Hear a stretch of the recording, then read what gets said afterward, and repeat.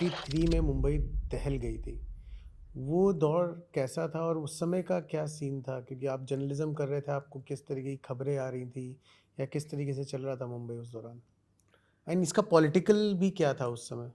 देखिए, ये 93 जो है ना, उसके हुँ, पहले की एक बड़ी घटना जो है 92 का जो बावरी ढांचे का डिमोलिशन है हुँ, और उससे पैदा हुआ जो दंगा है, हुँ। वो बेसिकली 93 के जो ब्लास्ट हैं, उनका ट्रिगर पॉइंट है। ओह! अगर ये दंगे नहीं हुए होते, तो 93 का ब्लास्ट भी नहीं हुआ होता। 92 के जो दंगे थे, जब बाबरी डिमोलिशन हुआ, तो वो पूरी तरह से हिंदू-मुसलमान जो है 2 समुदायों, 2 धर्म के लोगों के बीच में हुआ था और बहुत खतरनाक वो दंगा था। शूट एट साइट ऑर्डर्स थे, आर्मी मार्च पास्ट कर रही थी मुंबई में। उस वक़्त में हम जो है, जो फ़ासिस्ट ताकतें हैं, जो दक्षिणपंथी ताकतें हैं, उनके खिलाफ़ हमारा अखबार हुआ करता था, महानगर जो है, चूँकि वो समाजवादी प्रवृत्ति के व्यक्ति का अखबार था, निखिल वागले का। हुँ, तो उसका जो सुर था, उसकी जो पूरी की पूरी दशा और दिशा थी, वो फ़ासिस्ट ताकतों के खिलाफ़ थी। शिवसेना, बजरंग दल, विश्व हिंदू परिषद, भारतीय जनता पार्टी और तमाम जितने भी दिगर हुँ। वो थे। तो उनकी आलोचना और उनके खिलाफ़ लिखना जो है इस अखबार में बहुत मुखरता से हुआ करता था। तो वो वो जो कवरेज का वो जो समय था, उस वक़्त का जो पॉलिटिकल सिनेरियो था, उस वक़्त का जो सामाजिक दृश्य था, उस वक़्त का जो आपराधिक दृश्यावली थी, वो बहुत ही खराब थी।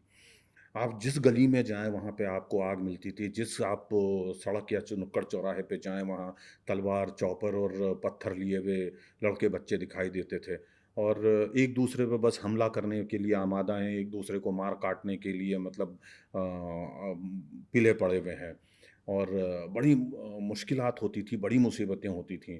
तो मैं ये किया करता था कि अपनी जेब में 2 आइडेंटिटी कार्ड रख के घूमा करता था। ओह! एक आइडेंटिटी कार्ड मध्य प्रदेश के एक बंद हो चुके अखबार का था जो कि जिसके लिए मैंने कभी बाज़ दफ़ा काम किया था। वो मैं कार्ड अपनी जेब में ऊपर रख के घूमता था और महानगर का जो आई कार्ड था वो मैं अपनी जेब की अंदर वाली चोर पॉकेट में रख के जाता था। तो जब मुझे हिंदूवादी क्षेत्रों में जो दक्षिणपंथी जो विचारधारा हुँ। के लड़के और हमलावर होते थे, वो घेर लेते थे, तो मैं उनके सामने इंदौर वाला कार्ड दिखा के बोलता था, "अरे! मुझे मरने के लिए यहाँ भेज दिया भाई साहब, मैं क्या करूँ?" वो मुझे लात मार कर के भगा देते थे कि, "चल वहाँ पे जा, बॉम्बे सेंट्रल या दादर-दूदर से ट्रेन पकड़ के निकल लेते हो अपने गाँव।" मैं उनको नमस्ते करके और वापस माटुंगा में अपने ऑफ़िस आ जाया करता था या न्यूज़ के लिए दूसरी जगह निकल जाता था। कभी-कभी तलवार लेकर के और मारने के लिए भी लड़के भागते थे। हमको भी किलोमीटर 2 किलोमीटर भाग कर के जान बचानी पड़ती थी।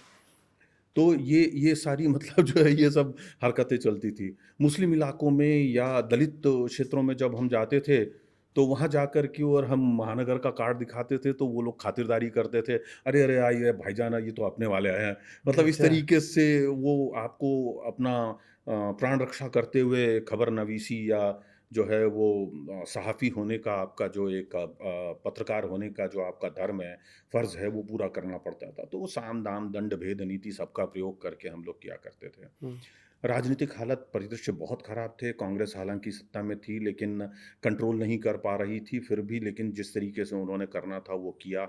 थोड़े समय में हमलावरों की शक्तियाँ भी चूक गईं, धीरे-धीरे कम होती गई, वो गुस्सा, नाराज़गी शांत होती गई और कम होता चला गया। करीब-करीब 20-22 दिन जो दंगे चले उसमें सर उस समय एक मतलब अक्सर हम लोग सुनते हैं, आपको तो बेटर पता होगा। हम लोगों ने सुना है एक ये रूमर है या सच आप बताइए कि उस समय जब दंगे हो रहे थे, तो महाराष्ट्र के सीएम ने कोर्ट से स्पेशली परमिशन लिया था कि बाला साहब ठाकरे को जेल से बाहर निकालिए, ताकि मुंबई को बचाया जा सके। वाज़ ऐसा तो इज़ कुछ इट? था ही नहीं बाला साहब ठाकरे तो वो जेल के बाहर ही थे। अच्छा। वो तो मातोश्री में बैठे हुए थे हुँ, और ये तो जगज़ाहिर एक किस्सा है कि जब मातोश्री में ये सारी चीज़ें चल रही थी और वहाँ से जो ब्लूप्रिंट एवरीडे दंगे का निकलता था, हुँ, तो उस चीज़ के लिए महानगर के ही मराठी महानगर के एक रिपोर्टर हुआ करते थे युवराज। वो एक ज क्या बोलते हैं दल के जो पॉलिटिशियन थे, उनके पीए बन कर के वहाँ गए थे मातोश्री में, और उस दिन और अगले दिन 2-3 दिन तक क्या-क्या गतिविधियाँ होनी हैं, उनका ब्लूप्रिंट सुन कर के आए थे, और आते से ही वो इतना बुरी तरीके से दहल गए थे कि बीमार पड़ गए थे, उनको हमें हॉस्पिटलाइज़ करना पड़ा था, युवराज मोहिते को। वो यंग थे बिल्कुल, और मतलब हमारी हम उम्र थे, और बड़े कमाल के जर्नलिस्ट हैं, रिपोर्टर रहे हैं वो। तो हालात उस वक़्त ये नहीं थे कि ठाकरे साहब जेल में थे। नहीं, ठाकरे साहब बिल्कुल बाहर थे, आज़ाद थे।